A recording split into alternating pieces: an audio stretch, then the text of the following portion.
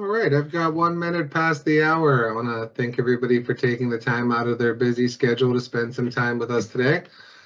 Greetings from Pittsburgh, Pennsylvania. I'm John Kleist. I'm a Sofia evangelist here at SkillsTX, helping to solve the digital skills crisis in the Americas, US, Canada, Mexico, etc., all the way down to the southern tip. I have the absolute pleasure today of having Roy Atkinson. I've known Roy a long time, spoke at many conferences together, lots of late nights hanging out with the service management crew at ITSMF and HDI conferences. And on that note, Roy is a HDI top 25 thought leader, has been in the industry for quite some time, and very much appreciate you taking some time to talk about why Sofia resonates with you, Roy, and how you kind of think it's the future to solving this digital skills crisis in the US. With that, I'm going to go ahead and let you take over. We're going to keep this to 30 minutes. If you have any questions, pop them into the chat and we'll try to answer them. If we don't, we'll get back to you offline after the webinar's over. With that, Roy? I am Roy Atkinson. I'm the CEO of Clifton Butterfield, LLC.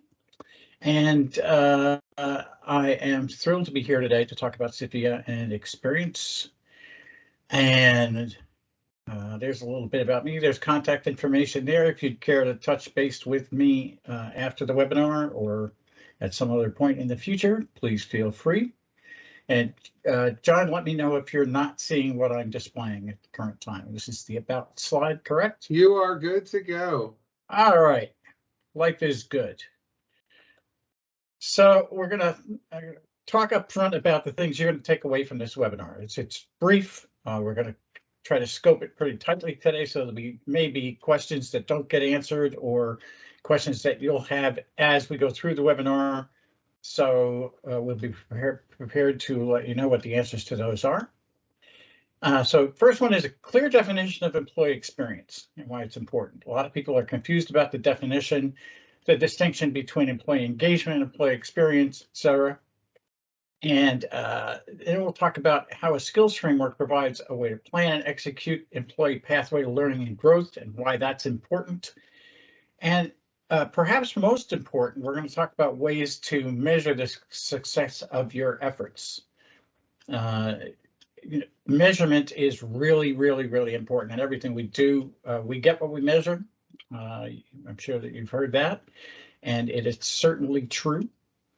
So we'll talk about different ways to do that. So first of all, let's dive into the definition of employee experience. I'll give you a chance to read it. I'm not going to read it to you. It's important to note that employee experience is not limited to technology. So we're not only talking about what's called digital employee experience. Digital experience is most often associated with digital technologies, but employee experience is much broader and has as much to do with culture, relationships, plans, and leadership as it does with technology. And as we know, we've seen a phenomenon called the Great Resignation or the Big Quit, and people have left their jobs in record numbers. So why does this happen? Both in general and in particular or during the Big Quit. So Work Institute identified 52 reasons why people quit their jobs. They split them into categories, and I've done this in research analysis. You look at all the responses, you read through them, and then you look at different categories that they fall into. So they drop them into these categories. And there's 10 categories here. This does not only refer to the Big Quit or Great Resignation, but these are responses in general that were taken during the Big Quit. So we can say that they are relevant. So number one, career development. Look at how much of that overrides everything else. That's the big one, right? Career development is far and away the largest of the categories. So reasons related to development got the greatest number of responses, but that's not unique to this study. Almost every time people who have left their jobs get asked why, they cite opportunities to learn and grow as the primary reason. And compensation and benefits are not the primary reason. A lot of people think they are, but they are absolutely not. And as you can see here, that's about halfway down the list, and less than half the percentage of career development. Bad management is also, as you can see, one of the things that affects people. And then also, one of the other things that's important to note is job characteristics. So that's right in the middle, and that's the nature of the work itself. And fairly often in this context, that means that the job description didn't match or no longer matches the actual work. Right? That's one thing that happens. You get hired for one particular job description. Over time, the job actually morphs, and the skills or the duties that you were given according to your job description may no longer apply, or a large percentage of them may no longer apply. So job characteristics also important. And some organizations will try to do something a little more skills-based, but we'll certainly get into the meat of that. Job descriptions are usually not developed from skills requirements. Think back to job descriptions, or if you've created job descriptions, which I certainly have, they're very often copied from other organizations or from information on HR websites, and almost invariably based on the duties of the job and selected to match a salary range, and they're not based on the skills required to accomplish the work. So some organizations do require skills assessment. They're usually pretty basic, but what sets of skills they're assessing against is important, and often we don't know. But here's one of the things that happens when employees do leave jobs, right? Employee separates for whatever reason. The work falls to their colleagues. And while in some cases, such as sales teams or contact centers, the general skills might be the same, specific skills vary from person to person. To think of skills-based routing in contact centers and service desks, for example. People have different skills, even though their general skills might be the same. So now what happens is that the people who are left to make up the work may not be fully equipped, and they start to get stressed out, basically. And between the overwork and the skills gap, since they're trying to learn and do all the work at the same time, and they're doing more work than they previously were, we experience burnout, and then they leave. And then you have the same cycle start over and over again. And I remember working on a study some years ago called The War for Talent. It was a joint study by HDR and Robert Half.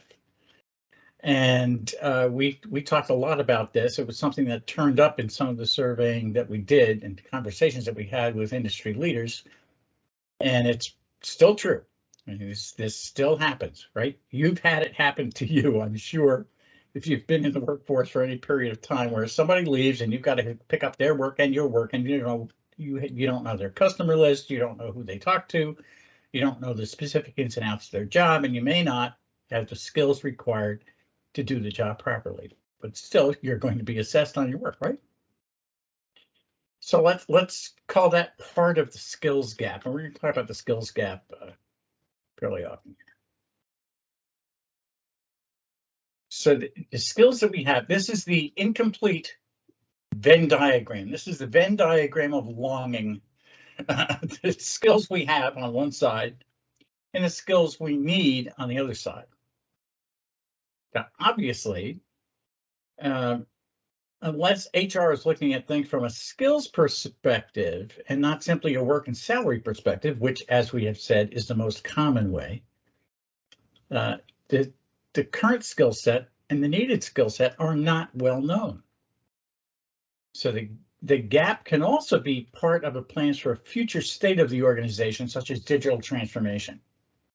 So we've got skills in the organization, which we may or may not know we have. And I'll tell you what, more organizations than not don't know what skills people have. Because you don't.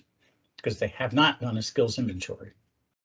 So now you're starting to see really where we get into the meat of the matter.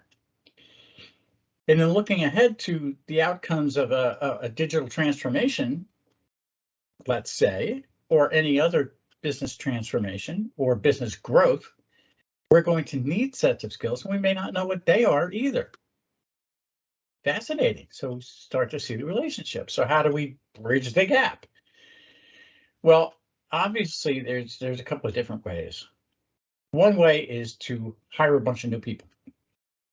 But you still, if you're not assessing the skills that you have and the skills that you need, as we said earlier, people are being hired by job descriptions, not by skill set, then we may still wind up with a substantial gap in skills. So the other way of doing it is to come up with a development plan. But here again,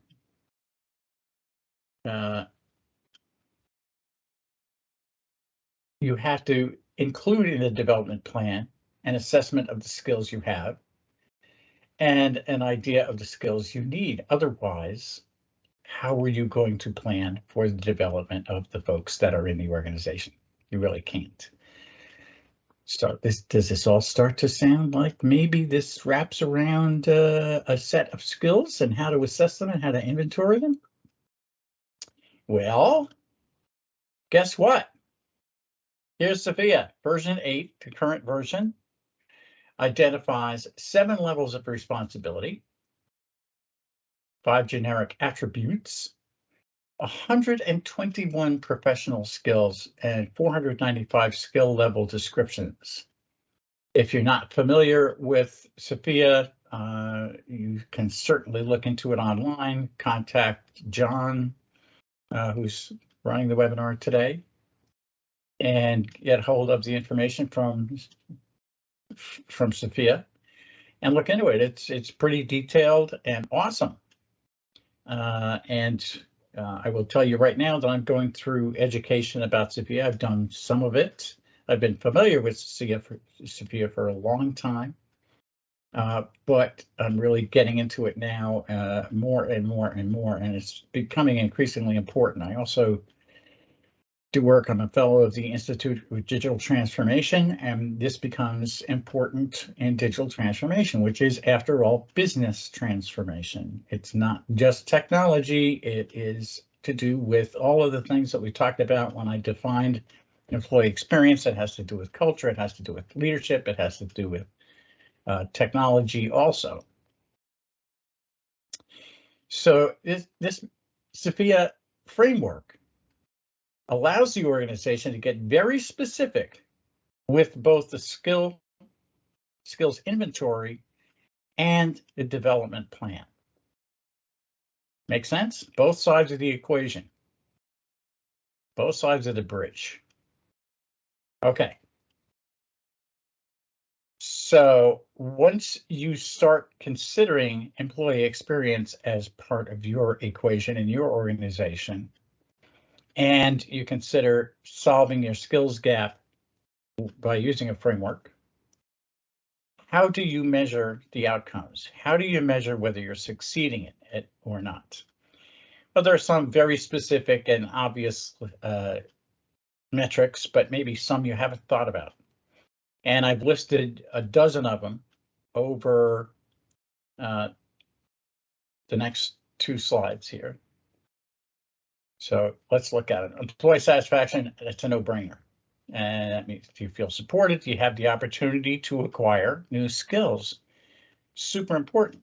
Again, a major reason people leave. Employee productivity. And this, again, is something that turns up again and again and again. Happy workers are 13% more productive, and that's according to an Oxford University study. Employee wellness, lots of emphasis on wellness now. Stress affects your health. Mental health has become a real big topic of conversation, certainly in the IT and IT service management world. Employee retention, which is how we started this conversation off. Engaged and satisfied employees stick around because they are getting their needs for development met.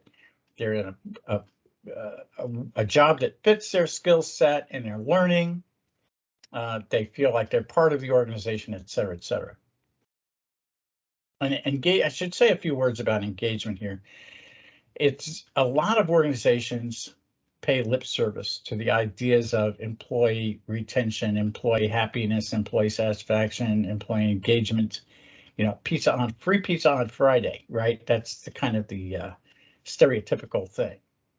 That's a tiny bit of it. Engagement has to do with how much you are diving into the work, absorbing the work, making it part of what you do, etc. Right? Just take the simple word engagement. That's the definition. Satisfaction is one thing. Happiness is slightly more than that, etc. So let's be clear about the things that make people stick around and work hard. Employee recruitment.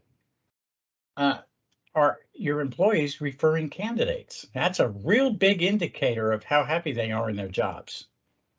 Because if they're not going to recommend that other people join them in their jobs. Employee engagement, pulse surveys, and productivity. So productivity and engagement are joined at the hip. Pulse surveys being those periodic surveys that you do to assess how people feel about their work. Right, so that's half of them. Let's keep going. Employee Net Promoter Score. How likely is an employee to recommend the company as a place to work? So that goes back to the recruitment, but also is specific to that particular metric. Employee absenteeism, unplanned time off. Now, the flip side of that is vacation days used as an indicator of happiness in employees. If people feel supported and happy in their jobs, they're much more likely to take the time off that they are due. People using vacation days for other work, people constantly working through vacations, et cetera, not a good sign. Not a good sign. I've seen several articles over the last week or so that talk about people quiet quitting, and one of the things that they're doing is not working during their time off. I'm like, no, people should not be working on their time off. And of course, time off is a matter of definition and also goes with the job. People like me, not so much with the time off, but you know, people take time off when they feel comfortable with the organization, and that's super important. Internal promotions. Great organizations promote from within. Sometimes you don't have the skill sets within the organization, you have to go outside. But again, I'm going to go back and ask that question again. How do you know what skills you have, what skills you need, if you're not assessing what's there in your organization and looking at the positions you're considering or the transformed work you're considering and assessing what skills people need to get that work done? Employee rating websites are a big deal, right? Glassdoor, PayScale, several others. And these days, TikTok is becoming a big venue for people to say what's ticking them off about their job or what they love about their job. And customer ratings. Do customers have a positive view of your employees? Super important, super important. And I just want to point out that there's a connection between employee experience, which we talked about at the top, and customer experience in general. If you don't know this or you don't believe it, for goodness sake, go out and look at the research. It's really out there. And if I may suggest a book to read that makes the connection very clearly, Annette France is a very respected leader in the customer experience space, and this is right out of her book, Built to Win, which came out a couple of months ago. Take care of employees, excuse me, and they will take care of your customers. The employee experience drives the customer experience. It's been proven. The research is out there. Go look at it. And this is not new, by the way. I always think of Jan Carlson, who was the CEO of SAS, Scandinavian Airlines, who turned that company completely around from the last in the industry to first in the industry. And he said, If your job isn't directly supporting the customer, your job is to be supporting those who do. So it's directly bearing on the customer experience. So let's go back to the beginning. And I said we're going to be 3 takeaways from this. One is a clear definition of what employee experience means and why it's important. Well, what did we say? Employee experience includes everything about the work. Your engagement, initial engagement with the company, how did you find out about them? What happened when you did? How easy was it to apply for the job? What was the interview process like? All the way through everything about your job, the technology provided, the work environment, the culture of the organization, all the different touch points that you go through when you have a particular job play into that employee experience, and it goes right through to the time you leave the company. It's very similar to customer experience in that regard. All the touch points are important. And then, so how does a skills framework play into this? Well, it helps us plan and execute the employee pathway to learning and growth. Why learning and growth? That is the top reason people say they leave their job. It's above the bad managers. It's above compensation and benefits. It's above everything else. That's the most common thing people mention when they leave a job. I didn't have an opportunity to learn and to grow. I didn't see a career path. I didn't see a future here. There was nothing that the organization was doing to try to tell me that they value me as an employee and they're considering my future. So we looked at the way that you can get granular about the skills that you have a skills inventory of what people are capable of doing within your organization, what skills and competencies they have, and to plan for what skills and competencies you need to grow the organization, transform the organization. And then we talked about a dozen different ways to measure the success of your efforts.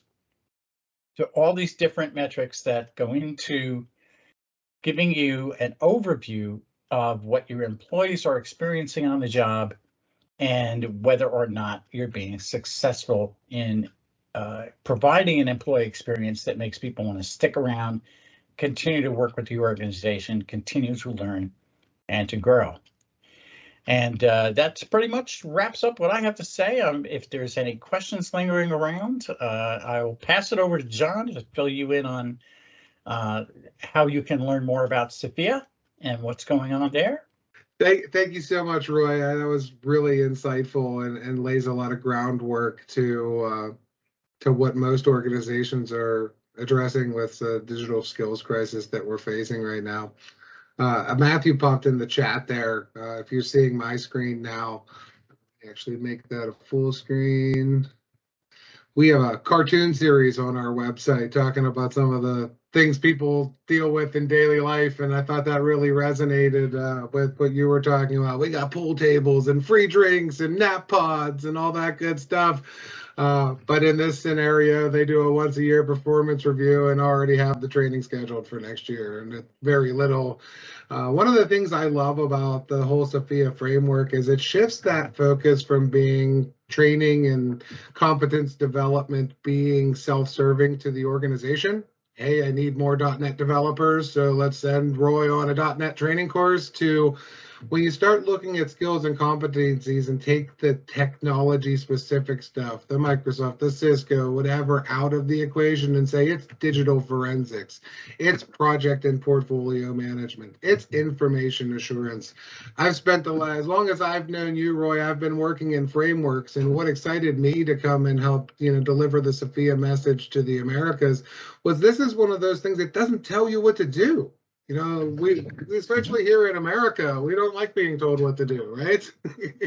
Yeah, and another thing that just in reference to what you were just talking about, John, is that when you have people that are their competency for specific tools is measured, great.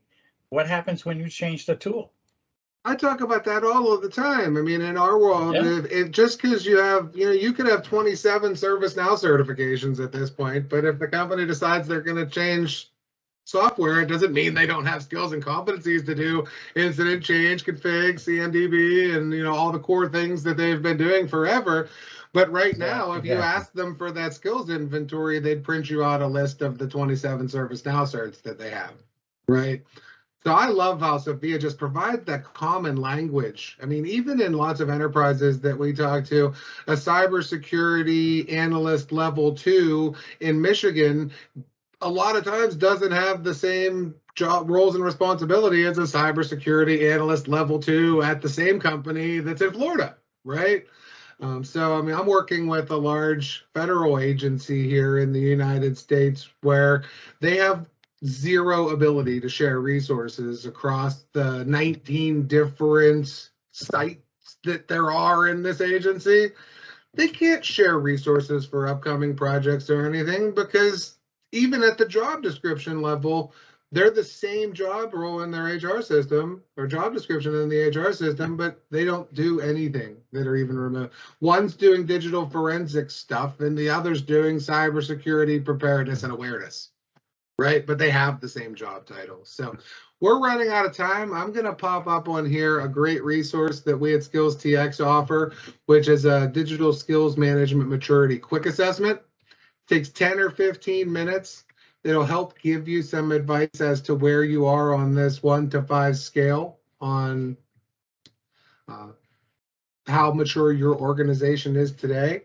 And we'll provide you with about 50 pages of customized advice depending upon where you are, and there are no obligations or anything to do so. It's also really good for helping to build the business case with your executive team as to why you might want to undertake a project like this. So scan the QR code, reach out to me. I'm John Kleist. You can see my information here. We're all over social media, lots of commentary on these subjects on our LinkedIn page. Encourage you to follow us, follow Roy, get engaged with your community, and really ask in your next management meeting, do we know the skills we have, let alone the skills we need? And let the conversation go from there. Appreciate you taking the time out of your busy schedule. Everybody have a wonderful day, and thanks for your time.